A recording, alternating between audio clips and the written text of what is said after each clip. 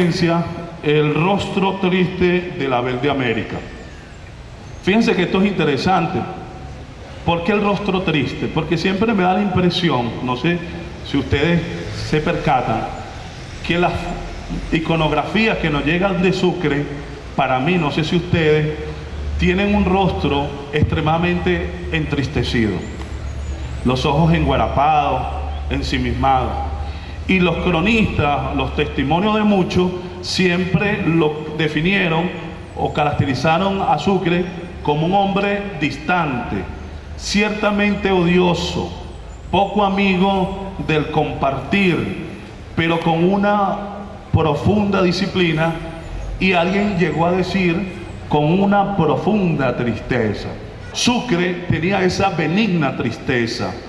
Y fíjense que es tan interesante que Bolívar mismo lo llamó su Abel. Y fíjense que Abel significa hijo, y Abel también significa bueno.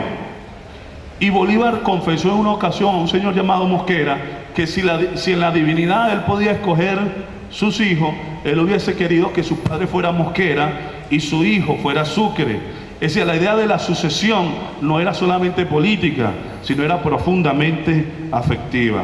Sucre, ahí está, nace un 3 de febrero de 1795, 217 años, en una ciudad muy hermosa llamada Cumaná, que Andrés Eloy Blanco llegó a llamarla ciudad mariscala y marinera. Vamos a ver al Sucre en esas dos aguas. Al principio fiel, básicamente fiel como cadete, digámoslo así, de la compañía de húsares nobles a Fernando VII. Pero una vez que se crea una junta de gobierno en Cumaná y lo nombran subteniente de infantería, y tiene un papel protagónico en Margarita, en Barcelona, en el campo de la artillería, y se acerca sobradamente a Francisco de Miranda, deja atrás el realismo o deja atrás las relaciones con España y se encausa por el camino de la revolución, de la independencia. Por eso es que Sucre lo vamos a ver considerado por alguna historiografía entre lo que se llaman los libertadores de Oriente. Sucre al principio estuvo supeditado al poderío de Santiago Mariño, pero Sucre vivió en carne propia los desmanes, los abusos de la guerra. Fíjense que Sucre presenció directa e indirectamente, por llamarlo de alguna manera, 14 parientes muertos. En el año 14, en el año terrible, cuando la fuerza del abismo que representaba José Tomás Bove entró a Caracas, pues fueron guillotineados, fueron asesinados y fusilados Pedro Sucre, Vicente Sucre, Magdalena Sucre. Y quizás allí esté en parte la tristeza de ese muchacho que a los 7 años quedó huérfano de madre y que vio la muerte de 14 parientes por la vorágine de la guerra. Pero después vamos a ver un Sucre jugando un papel protagónico en Maturín, en las Antillas, en Cartagena, en Haití, en Cumaná, porque Sucre, como Bolívar, aparentaba más edad de la que tenía. Sufrieron de senectud prematura.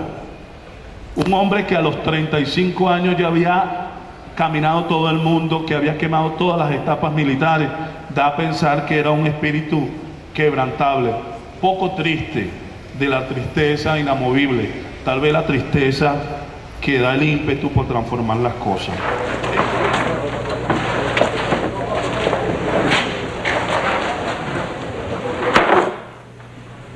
Bolívar libertador. ¡Libertador! Será de la mitad de Venezuela, porque la otra mitad la liberé yo. En Cariaco, en el año 17, donde Mariño y otro grupo trata de sacudirse del liderazgo de Bolívar, es donde Sucre toma partido y se define a favor de Bolívar. Ese año 17, hasta el año 30 de su muerte, va a ser fiel amigo, muy cercano de Simón Bolívar, con criterios muy autónomos y muy propios, no un satélite de Simón Bolívar, como cierta historiografía quiere ver. Sucre tuvo luz propia, y cuando se enrola en la causa de Bolívar, ya Sucre tenía un antecedente patriótico de gran relevancia. Fíjense, tan importante fue Sucre y tan estratégica su presencia, que Bolívar lo llamó y contó con él para que en 1820, en Trujillo, se reuniera con Pablo Morillo, el mal llamado pacificador, y cerrar pues mediante un armisticio y la regularización de la guerra. Regularización de la guerra que había arrancado en 1813, pero Sucre fue el redactor de ese documento capital. Tal vez, y creo que esto es indiscutible, que la CIMUC, que el momento áureo, que el momento más importante de Antonio José de Sucre estuvo en el sur, en el papel que jugó en el Ecuador, en el Perú y en la fundación de Bolivia. Tal vez nosotros en nuestro bachillerato escuchamos hablar todavía de la batalla de Pichincha, de aquel 24 de mayo de 1822, que consolida la liberación de Quito, de Ecuador, y que ya allí llega a ser nada más y nada menos que el general de división Antonio José de Sucre. En esta batalla de Pichincha, como presagio de la unidad de nuestra América, es una batalla donde participan gente de todas las nacionalidades, desde colombianos hasta cubanos, hasta venezolanos, ecuatorianos. Era como un crisol de muchas nacionalidades peleando por un solo fin, que es la liberación de nuestra América, de cualquier imperio, de cualquier tono, de cualquier tinte.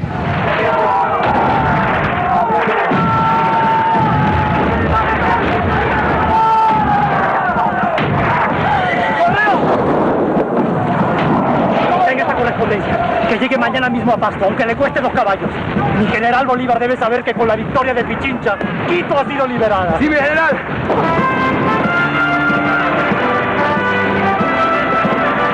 ¡Viva la libertad!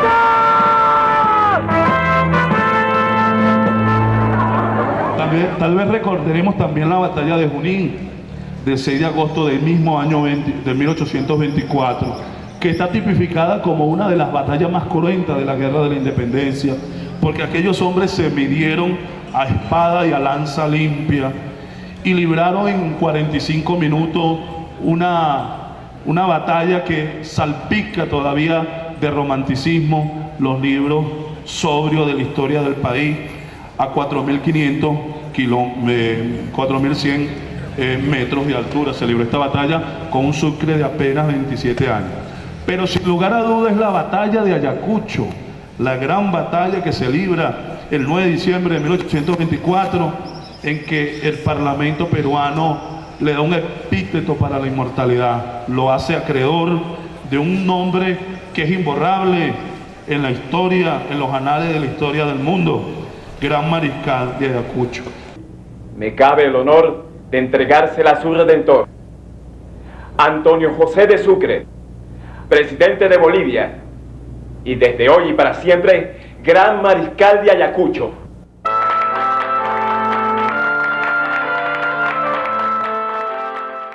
Batalla de Ayacucho que puso fin al dominio español en el continente y que dio una muestra de capitulación donde él respetó la vida de los vencidos, honor al vencido, decía Sucre, y creo que esto también es una moraleja que debemos de aprender con humildad.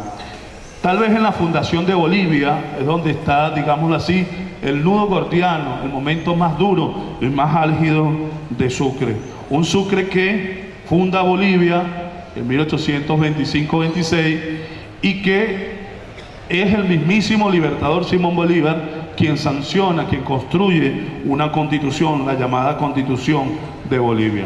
Y en ese periplo duro del año 26 hasta el año 30, donde las intrigas palaciegas, donde las fuerzas disgregadoras, donde la palabra de Santander y Páez estaba pululando en las mentes de la inquina, de la oligarquía del momento, siempre orientada a la disolución de la unión de nuestra América.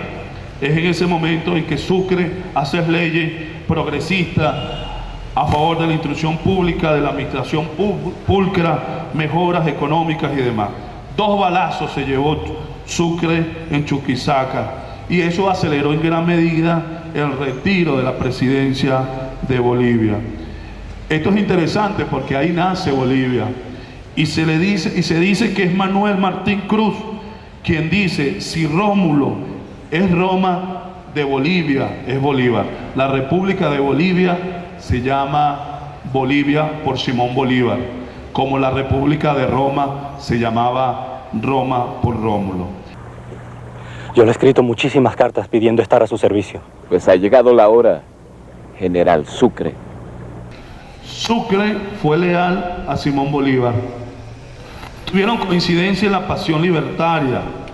Y allí está en gran medida ese sello indeleble, esa unión del cumanés inmortal con el caraqueño siempre recordado, quienes entre las palabras y las acciones siempre ganadas para la libertad se mantuvieron firmes. Bolívar fue objeto de muchas intrigas, de muchos enemigos, hombres que lo perseguían mientras que se mantenía en las mieles del poder, hombres que le dieron la espalda una vez que este cayó en desgracia. Otra metáfora que debemos aprender para la contemporaneidad. El ideario de Sucre es muy emparentado con el de Simón Bolívar. Es decir, su pensamiento lo coloca como un republicano convencido. Su ideario es propio de un hombre ilustrado que abrevó en el pozo del iluminismo, de la ilustración, amante de la libertad y defensor de la garantía ciudadana. Enemigo siempre de la monarquía, fue apólogo de la igualdad y de la unidad de nuestra América. Y también mantuvo una posición antiimperialista en su momento. Fíjense que llegó a decirle a un señor llamado José Espinar en 1821 estas palabras, cito: siendo una misma la causa de los americanos, es una misma causa nuestra patria. Lo que está diciendo nuevamente lo que dijo Bolívar: la patria es América. Y en otro momento ratificaba: cuando la América ha derramado su sangre para afianzar la libertad, entendió también que lo hacía por la justicia, compañera inseparable. Sin el gozo absoluto de ambas, se está refiriendo a la libertad y la justicia, habría sido inútil su emancipación. ¿Y qué decir de sus ideas plasmadas en la convocatoria del Congreso Anfitriónico de Panamá de 1826, donde una de las mociones más importantes que no fue discutida la sugirió Antonio José de Sucre, es decir, la liberación de Puerto Rico y la liberación de Cuba, cosa que ni siquiera se llegó a discutir. Esta Colombia está condenada a ser un caos y un barullo. Cae uno del porrazo de un militar y si tiene fuerzas para levantarse, lo espera un fraile con su excomunión. Si no, lo espera un demagogo con su cuchilla popular. Y si es tan afortunado para evitar todos estos peligros, lo aguarda un rentista que lo lleva a vender en un estanco. Y todo ello se hace en nombre de la libertad y las leyes. La personalidad de Sucre es una personalidad que, según los biógrafos, las cartas y los testimonios lo muestran como un joven que no tuvo adolescencia. Él mismo confesó que no tenía mocedad, que no tuvo vida privada y que todo lo hacía a la mano, todo lo escribía a la mano y lo escribía a él. Oleari, que era un hombre edecán del Libertador, muy cercano también de Sucre, llegó a decir: Sucre es el mejor general de Colombia. Pero Oleari también llegó a decir: Sucre es antipático, es orgulloso. Y el mismo Sucre, que no le pedía favor a nadie, llegaba a decir: yo soy exacto en castigar los crímenes. Y eso se lo criticó al mismo Bolívar, que alguna vez le esputó y le dijo que él era en algunos aspectos muy blandengue con la disciplina. Hablaba solo lo indispensable, tal vez por eso caía mal. Pero de verdad, según lo que uno lee, humilde no fue. Tal vez esa es otra metáfora que hay que buscar por ahí. Pero debo decir a favor de Sucre que una cosa es la biografía y otra cosa es la geografía. La geografía es la vida de los santos, pero estamos hablando de seres finitos que nacen y mueren, que padecen. Como decía Vallejo, el hombre se peina y tose. Hombres mortales de carne y hueso que tienen fobia y tienen filia, que tienen patos y tienen eros, que son mortales, perfectibles y por ende se equivocan, erran, como todos. Decía Martí de Bolívar: hasta el sol tiene mancha, refiriéndose a Bolívar como el sol de América.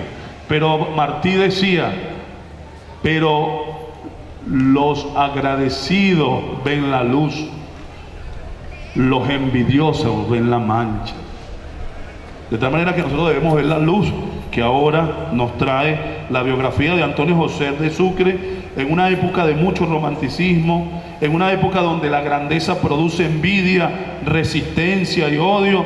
Tal vez, como decía Bertrand Russell, solo las piedras, los muebles y los mediocres carecen de enemigos. A mayor encubrimiento, envidia y rencor mayores. Y Sucre era objeto de la envidia y de la intriga de muchos.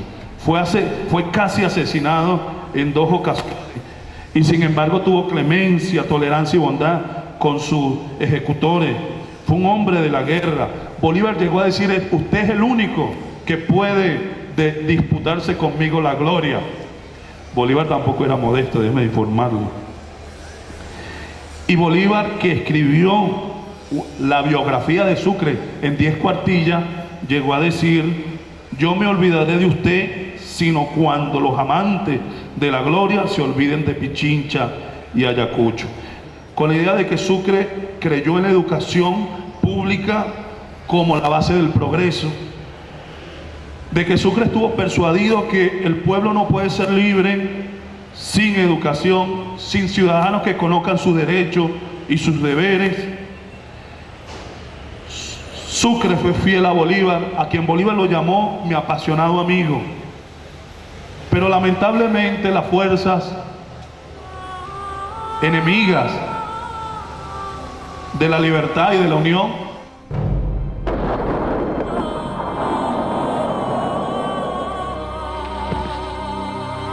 una bala ciaga le cegó la vida el 4 de junio de 1830.